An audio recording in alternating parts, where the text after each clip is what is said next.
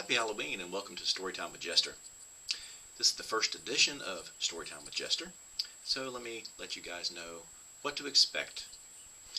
I will be reading from books off my library shelf and any books that you may send in to me that you wish for me to read, if I can obtain such. But for the first few readings, I'll be selecting from 3 different novels. The first is one that I've written myself, titled Book of Prophecies. This is a fantasy fiction novel, kind of like Lord of the Rings, Willow, Dungeons & Dragons, that sort of thing. And no jester is complete without a book about a jester. But for today's reading, I'll be reading from one of the classics. One of my favorites. This is Sherlock Holmes. This is a collection of short stories, plus one extended novel. And I'll be reading from the first chapter, or actually first book, first story. Yeah, that's a better word for it. First story out of the book.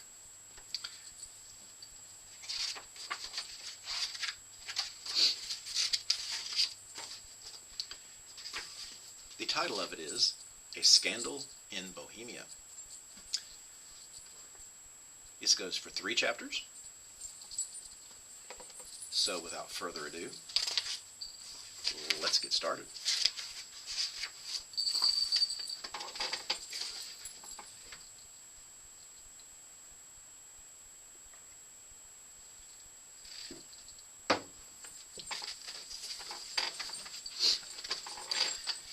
To Sherlock Holmes, she is always the woman. I have seldom heard him mention her under any other name. In his eyes, she eclipses and predominates the whole of her sex.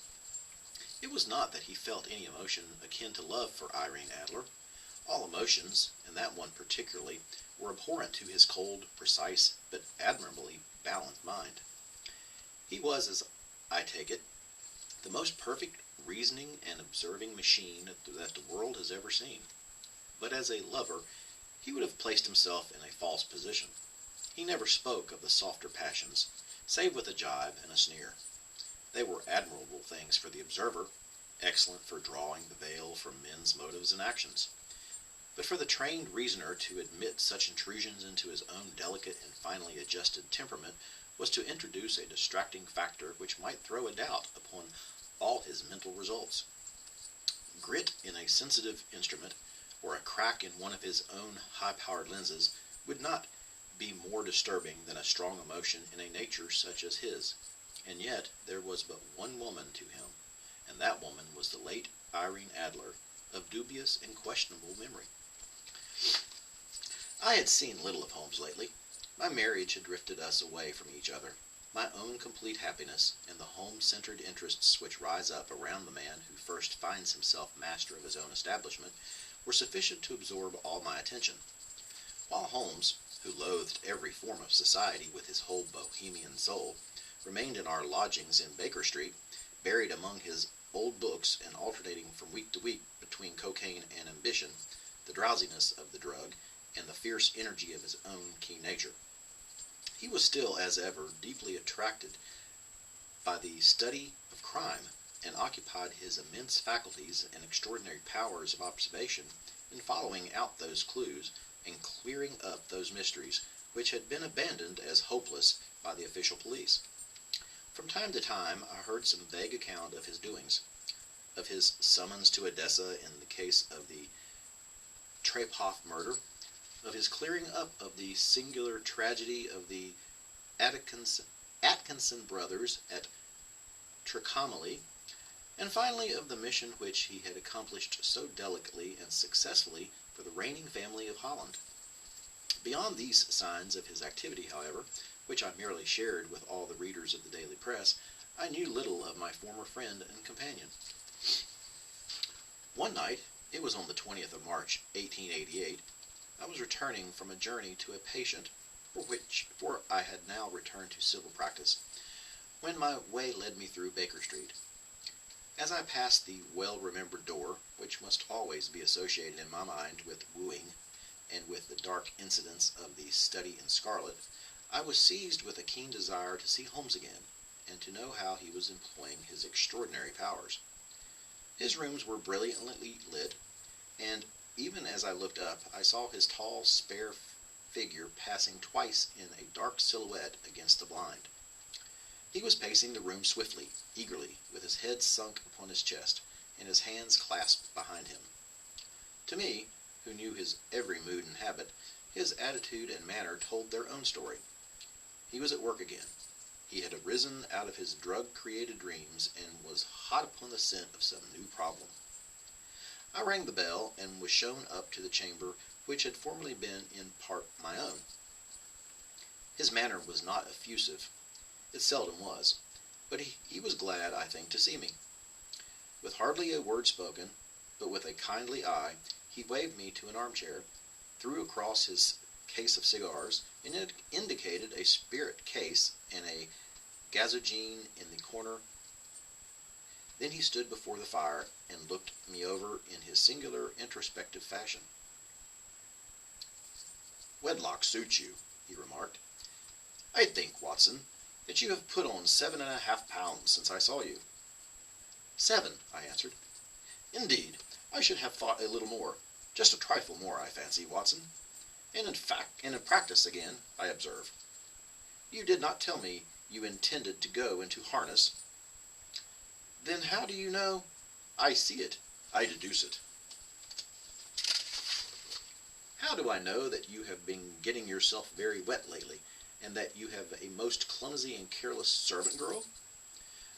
"My dear Holmes," said I, "this is too much. You would certainly have been burned, had you lived a few centuries ago. It is true that I had a country walk on Thursday, and came home in a dreadful mess.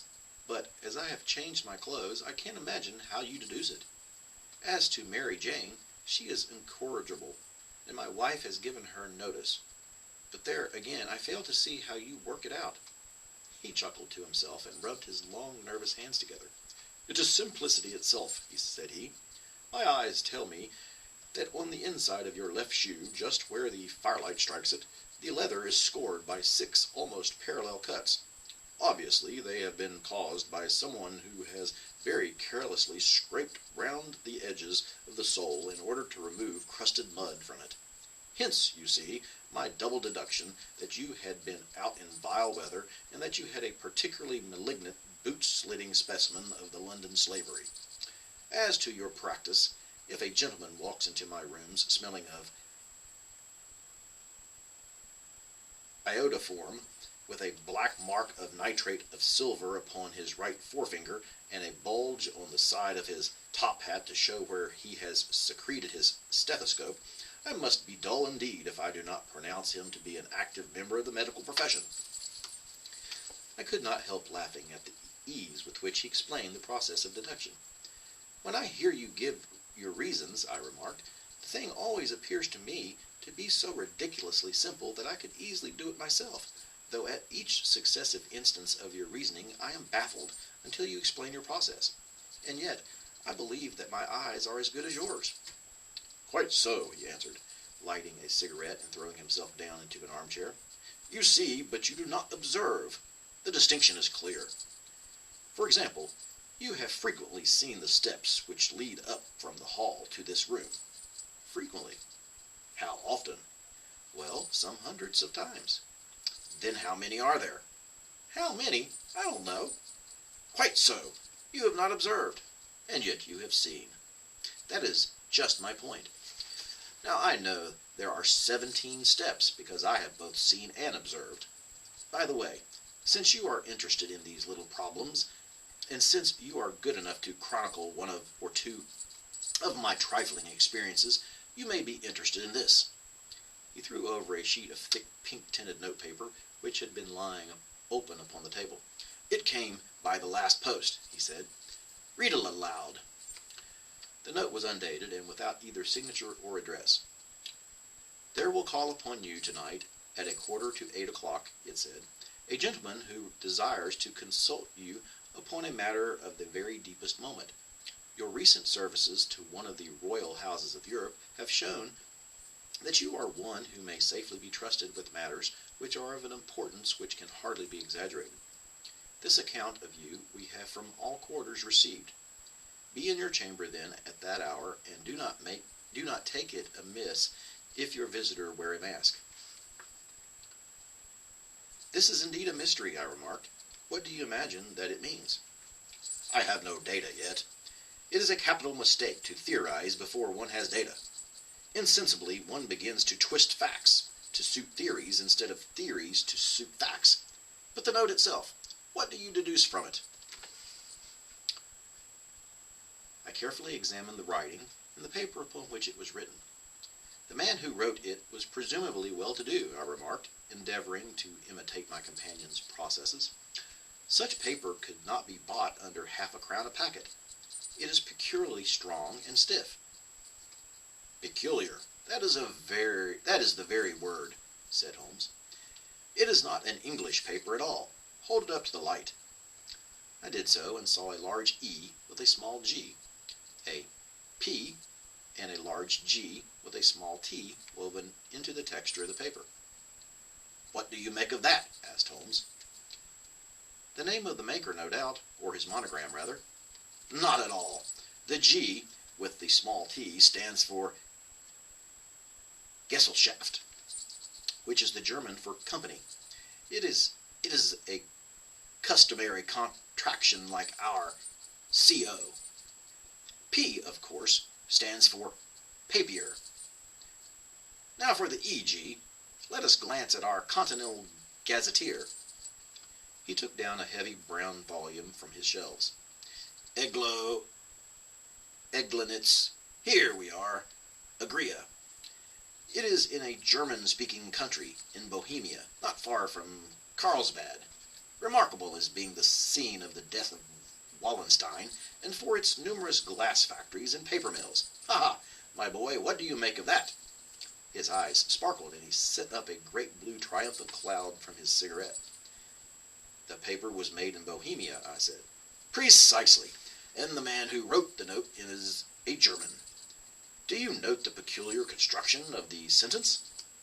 'This account of you we have from all quarters received.' A Frenchman or Russian could not have written that. It is the German who is so uncourteous to his verbs.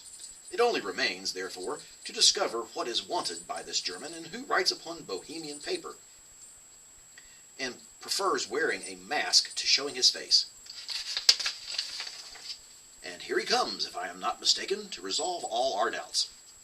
As he spoke, there was the sharp sound of horses' hoofs and grating wheels against the curb, followed by a sharp pull at the bell. Holmes whistled. "A pair, by the sound," said he. "Yes," he continued, glancing out the window, "a nice little brougham, and a pair of beauties. 150 guineas apiece. There's money in this case, Watson, if there is nothing else." "I think that I had better go, Holmes." "Not a bit, Doctor. Stay where you are. I am lost without my Boswell. And this promises to be interesting. It would be a pity to miss it." "But your client—" "Never mind him. I may want your help, and so may he. Here he comes. Sit down in that armchair, Doctor, and give us your best attention." A slow and heavy step, which had been heard upon the stairs and in the passage, paused immediately outside the door.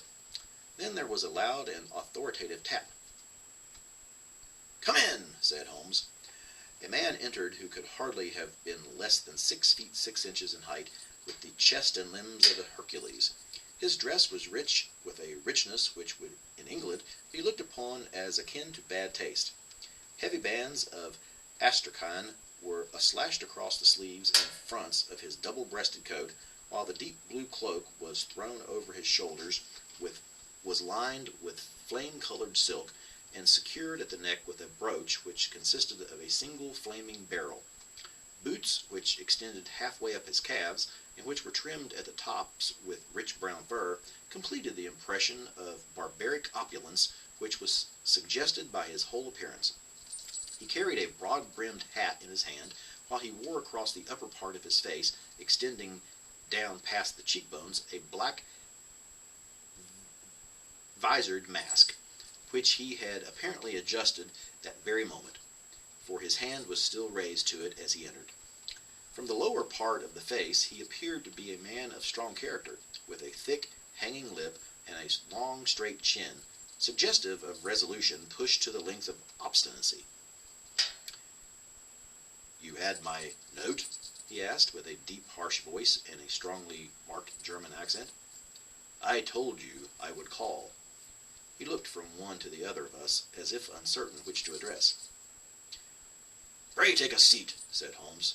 "This is my friend and colleague, Dr. Watson, who is occasionally good enough to help me in my cases. Whom have I the honor to address?" "You may address me as the Count von Krom, a Bohemian nobleman. I understand that this gentleman, your friend, is a man of honor and discretion, whom I may trust with a matter of the most extreme importance. If not, I should much prefer to communicate with you alone." I rose to go, but Holmes caught me by the wrist and pushed me back into my chair. "It is both or none," said he. "You may say before this gentleman anything which you may say to me." The Count shrugged his broad shoulders. "Then I must begin," said he, "by binding you both to absolute secrecy for 2 years.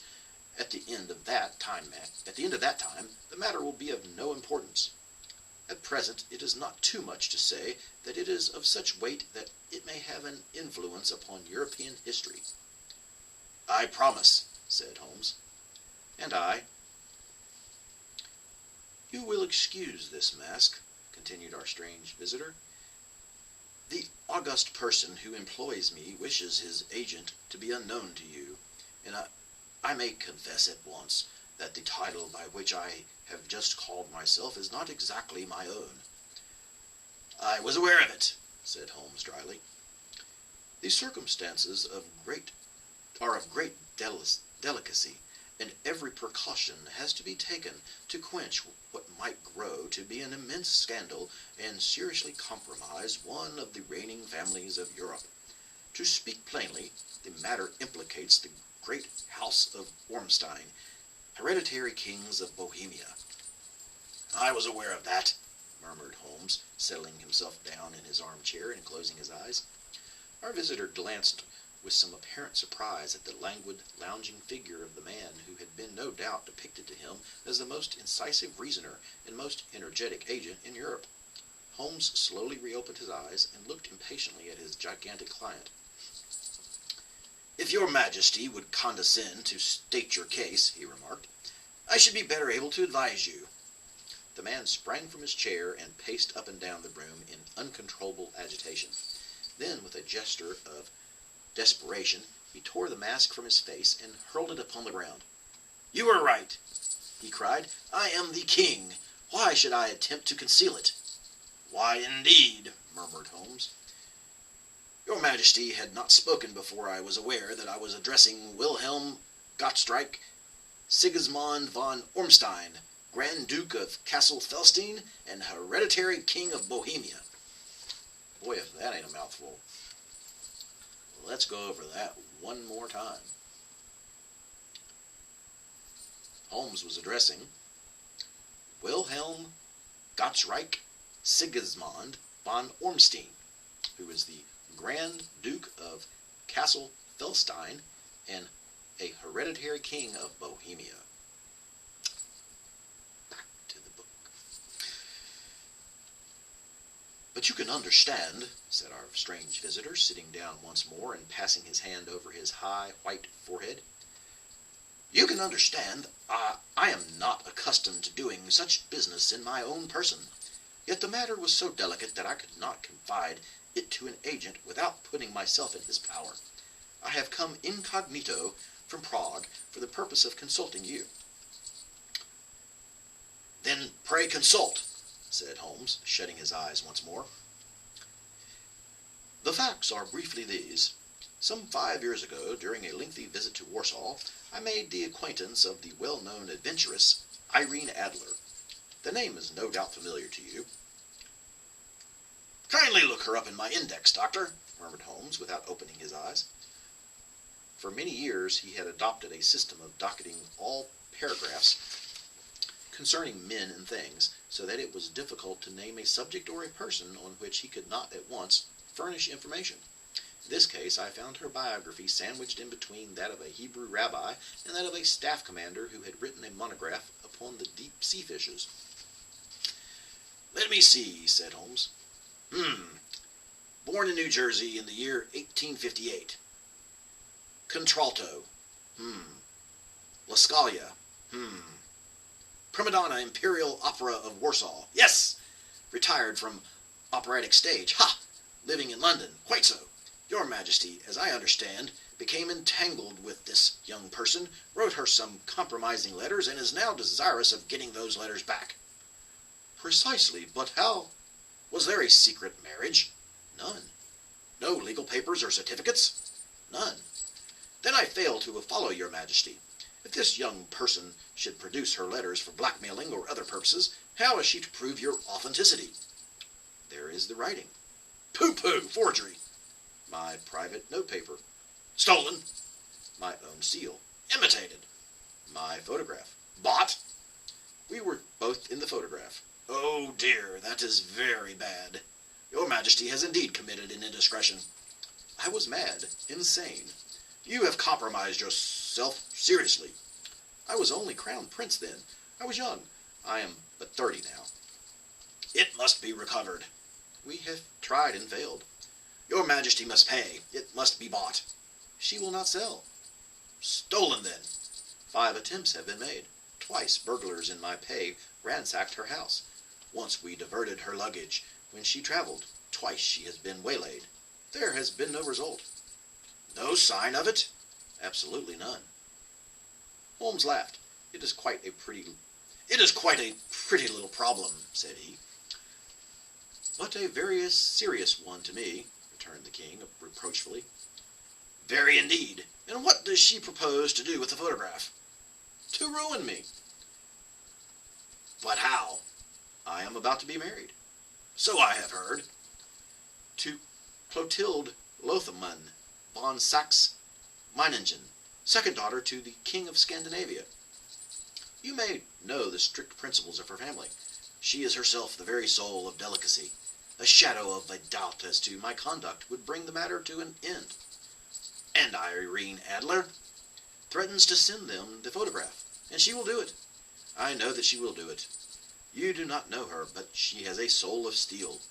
She has the face of the most beautiful woman and the mind of the most resolute of men. Rather than I should marry another woman, there are no lengths to which she would not go. None. You are sure she has not sent it yet? I am sure. And why? Because she has said that she would send it on the day when the betrothal was publicly proclaimed. Yes, there is a big difference between a betrothal and a brothel. So let me read that paragraph once more. Because she has said that she would send it on the day when the betrothal was publicly proclaimed. That will be the next Monday. Oh, then, we have 3 days yet, said Holmes with a yawn. That is very fortunate, as I have 1 or 2 matters of importance to look into just at present. Your Majesty will, of course, stay in London for the present? Certainly. You will find me at the Langham, under the name of the Count von Krom. Then I shall drop you a line to let you know how we progress. Pray do so. I shall be all anxiety. Then, as to money, you have carte blanche. Absolutely. I tell you, I would give you one of the provinces of my kingdom to have that photograph. And for present expenses? The king took a heavy chamois leather bag from under his cloak and laid it on the table. I believe my wife would kill me for pronouncing that chamois, because I do believe that's chamois. Chamois. Possibly. Let's read it as chamois. The king took a heavy chamois leather bag from under his cloak and laid it on the table. "There are 300 pounds in gold and 700 in notes," he said. Holmes scribbled a receipt upon a sheet of his notebook and handed it to him. "And mademoiselle's address?" he asked. "Is Briony Lodge, Serpentine Avenue, St. John's Wood." Holmes took a note of it. "One other question," said he. "Was the photograph a cabinet?" "It was." "Then good night, your majesty, and I trust that we shall soon have some good news for you. And good night, Watson," he had added, as the wheels of the royal brougham rolled down the street. "If you will be good enough to call tomorrow afternoon at 3 o'clock, I should like to chat this little matter over with you." That is the end of chapter 1. I'm going to get some more coffee and return for chapter 2 very shortly.